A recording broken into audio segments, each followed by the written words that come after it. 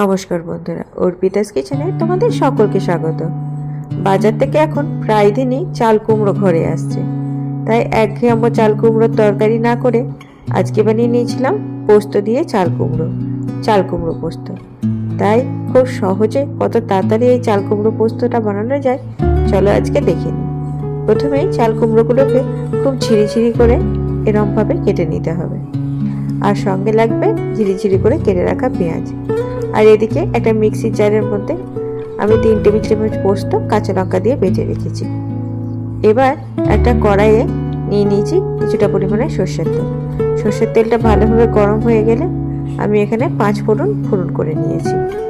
এবার 5 ফোড়নটা ফোড়ন হয়ে গেলে ওর মধ্যে দিয়ে দেবো যে লম্বা করে কুচিয়ে রাখা পেঁয়াজ, সেই পেঁয়াজটাকে এবার খুব ভালোভাবে লাল লাল করে ভেজে নেব। দেখো আমাদের পেঁয়াজটা খুব ভালোভাবে লাল লাল করে ভাজা হয়ে গেছে। এবার ওর মধ্যে দিয়ে দেবো আগে থেকে কেটে রাখা চাল কুমড়োগুলো। আমি চাল কুমড়োগুলোকে দিয়ে এবার খুব ভালোভাবে পেঁয়াজের সঙ্গে মিশিয়ে নিচ্ছি। খুব ভালোভাবে নাড়াচাড়া করে চাল কুমড়োগুলোকে পেঁয়াজের সঙ্গে মিশিয়ে নিতে হবে।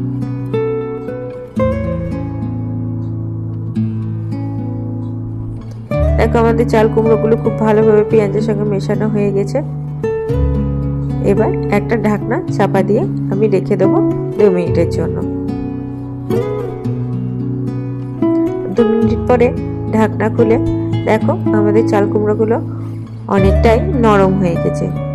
এবার চাল কুমড়োগুলোকে আরেকটুভাবে মিশিয়ে নেবো। দেখো চাল কুমড়ো থেকে অলরেডি জল ছাড়া শুরু হয়ে গেছে। এবার ওর মধ্যে দিয়ে দেবো স্বাদ মতো লবণ, আর দিয়ে দেবো পরিমাণ মতন হলুদ। নুন আর হলুদটাকে দিয়ে চাল কুমড়োর সঙ্গে খুব ভালোভাবে মিশিয়ে নেব।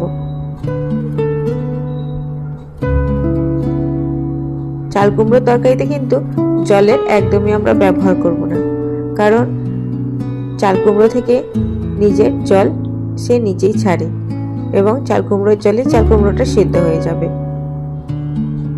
এবার একটা ঢাকনা চাপা দিয়ে গ্যাসের আঁচ লো করে দিয়ে আমরা 10 মিনিট চাল কুমড়োটা সিদ্ধ হতে দেব। দেখো 10 মিনিট পরে আমাদের চাল কুমড়োটা কত সুন্দর সিদ্ধ হয়ে গেছে, আর জলও একদমই কমে গেছে।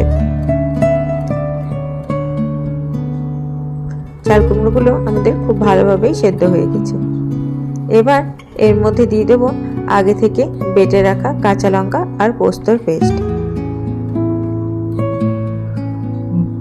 এবার পোস্ত বাটাটাকে দিয়ে আমি খুব ভালোভাবে চাল কুমড়োর সঙ্গে মিশিয়ে নিয়েছি।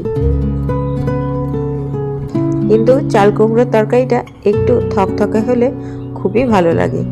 তার জন্য এখন যেহেতু একটু শুকনো শুকনো ভাব লাগছে, সেই জন্য যে আপনাদের মিক্সিতে পোস্ত বেটেছিলাম সেই মিক্সি ধোয়া জলটা কিন্তু আমি এখানে দিয়ে দেবো। দিয়ে খুব ভালোভাবে চাল কুমড়োর সঙ্গে মিশিয়ে নেব। এবার নামানোর আগে দিয়ে দেবো সামান্য পরিমাণে চিনি দিয়ে জলটা আর একটু কমে আসলে আর চাল কুমড়োটা থকথকে হয়ে গেলে আমরা চাল কুমড়োটাকে নামিয়ে নেব। দেখো এবার চাল কুমড়োটা আমাদের নামানোর জন্য একদমই রেডি। এটা দেখতেও যেমন সুন্দর লাগছে, খেতে কিন্তু অপূর্ব লাগে।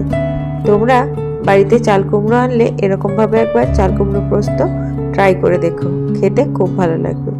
আর আমার যদি রান্নাগুলো ভালো লাগে তাহলে প্লিজ চ্যানেলটাকে লাইক, শেয়ার, সাবস্ক্রাইব করে আমার পাশে থেকো। Thank you.